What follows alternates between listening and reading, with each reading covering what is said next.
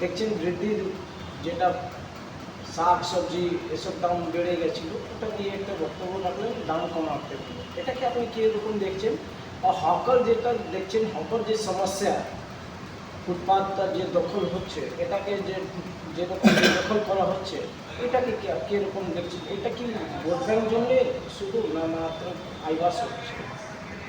দেখুন, মুখ্যমন্ত্রী যেটা বলেছে বাজারে সবজির দাম, অ্যাকচুয়ালি তো আমি মুখ্যমন্ত্রী বলে কথা না, অ্যাকচুয়ালি তৃণমূলের প্রতিটা নেতাকেই বলব, কেউ কোনোদিন বাজার করে না, এরা জীবনে বাজার করে না।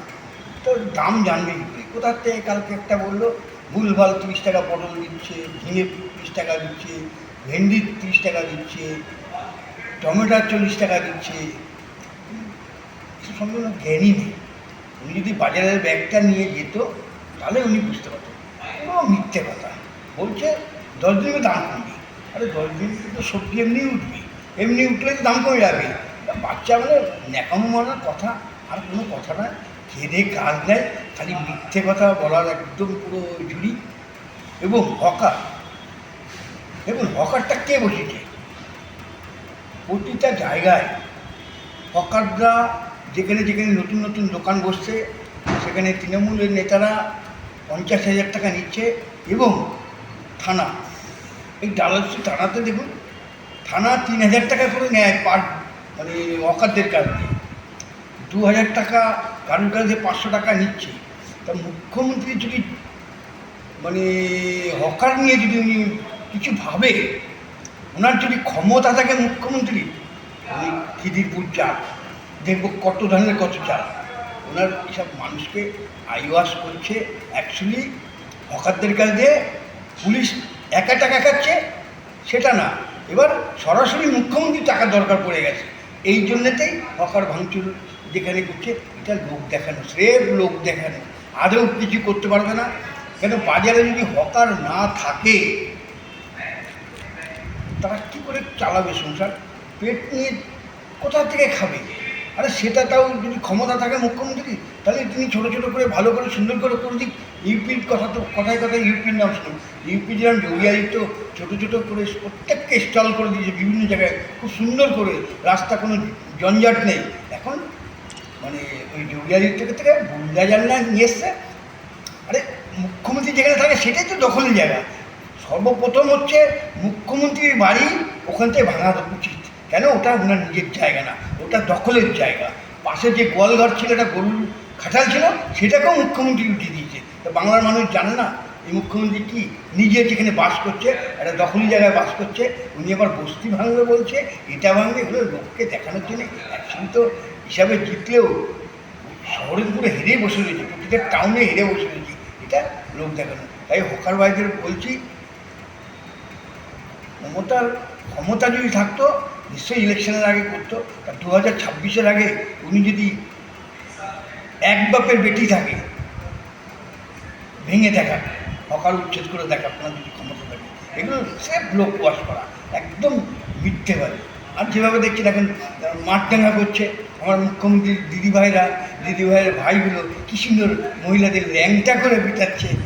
মুখ্যমন্ত্রী, তোমার এটাও দেখতে হচ্ছে, তুমিও একটা মহিলা, তুমিও একটা মুখ্যমন্ত্রী, সবাই এখন করছো। একদিন এমন সময় আসবে তৃণমূলের নেতা দেখলেই, আমি ল্যাংটা করে মারতে বলবো না, তুমি যেরকম ল্যাংটা করে মারতে বলছো মহিলাকে, আমি সেটা মারতে পারবো না, আছলা বাঘ দিয়ে পিটাতে হবে।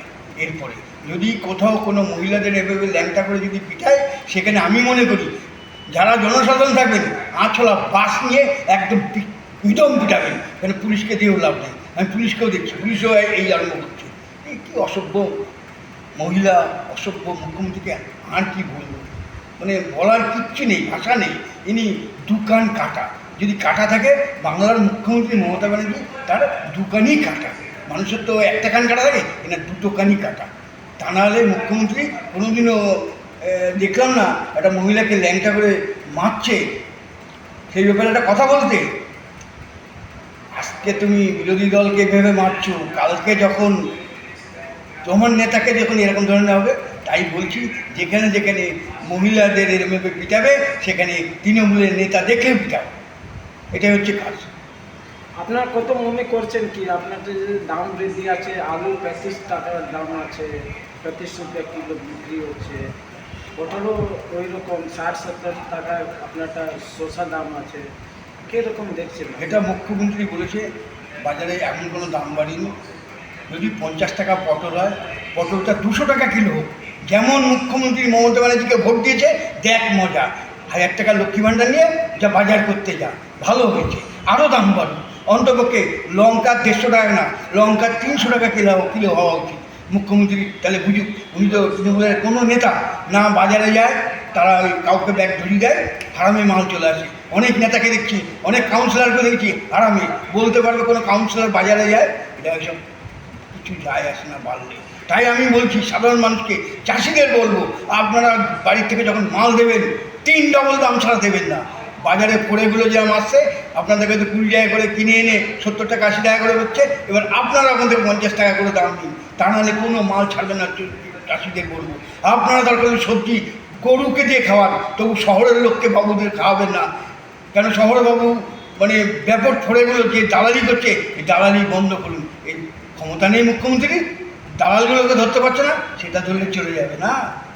আর কি বলবো, দোকান ফাটা মুখ্যমন্ত্রী। ঠিক আছে, ঠিক আছে।